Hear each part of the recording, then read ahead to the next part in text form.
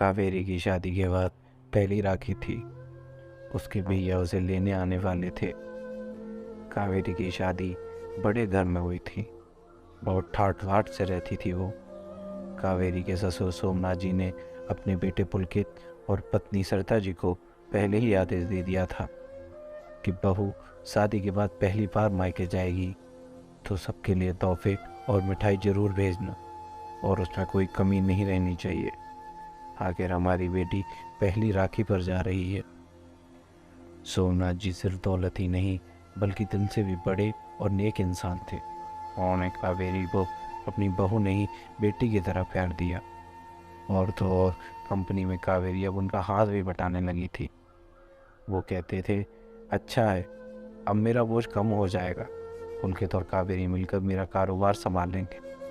कावेरी भी बहुत खुश थी। उसे लगता ही नहीं था कि उसकी शादी को सिर्फ 5 महीने ही हुए हैं।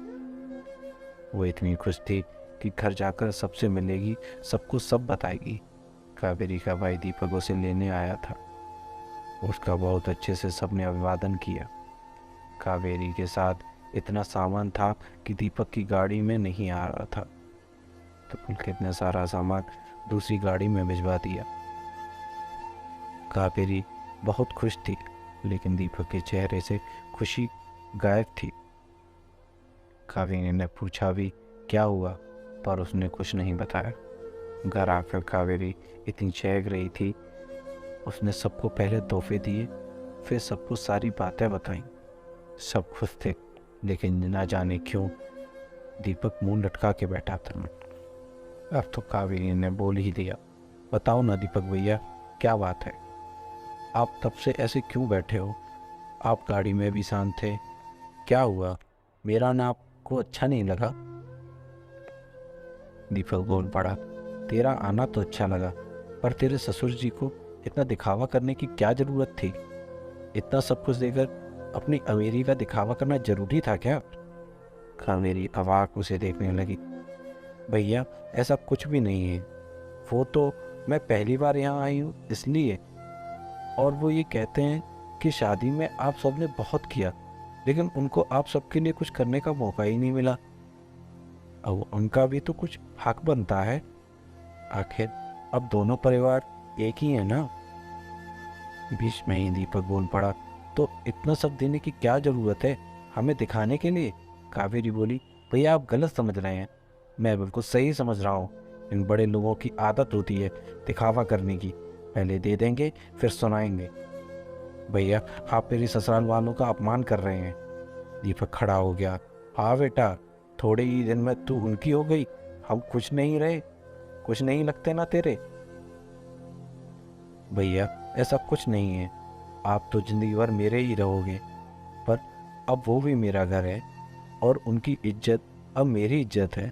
अगर आपको यह सब ठीक नहीं लगता तो मैं वापस ले जाऊंगी, पर इस तरह उनका अपमान होते मैं नहीं देख सकती। और कावेरी रोने लगी। कावेरी के पापा जगमोहन जी जो अभी आए थे, उन्होंने कावेरी को गले लगाया और चुप कराया। बोले, बेटा मुझे गर्व है कि तुम मेरी बेटी हो। फिर दीपक से बोले, बेटा दिखावे और प्यार में अंतर समझना सीखो। ये उन लोगों का प्यार है जो वो हमारी बेटी को दे रहे हैं। हमें खुश होना चाहिए कि हमारी बेटी उस घर में भी खुश है। दीपक चुपचाप अंदर चला गया और जगमोहन जी अपनी बेटी को समझाने में लग गए। बेटा दीपक भी तेरा, पुलकित या बाकी ससुराल वालों का अपमान नहीं कर रहा है, बस उसे फिक्र है तेरी। तू तो जानती ही है, तेरे बिना उसका कोई काम नहीं होता। तुम दोनों का प्यार ही ऐसा है, लड़ाई करने बिना पेट ही नहीं भरता। कावेरी चुपचाप अपने कमरे में जाकर बैठ गई। गुमसुम सी सोचने लगी कि भैया ऐसा क्यों सोच रहे हैं। भैया के बिना घर में राखी कैसे मनेगी? मुझे उनकी बात को समझना चाहिए था। उनका अपना नज़रिया था सब देखने का। उन्होंने मेरे ससुराल में ज़्यादा समय नहीं बिताया, इसलिए समझ नहीं पा रहे। उधर दीपक भी यही सोच रहा था कि शादी के बाद पहली बार कावेरी आई और मैं भी क्या लेकर बैठ गया। अब वो उदास रहेगी तो राखी कैसे मनेगी? थोड़ी देर बाद दीपक आया और धीरे से आकर कावेरी को सॉरी बोला। तो कावेरी ने भी सॉरी बोला और दोनों गले लग गए। पापा खड़े होकर मुस्कुरा रहे थे।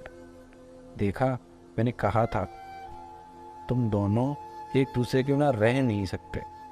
आओ मेरे बच्चों, चलो खाना खाते हैं। दोनों खुशी खुशी पापा के साथ हो लिए।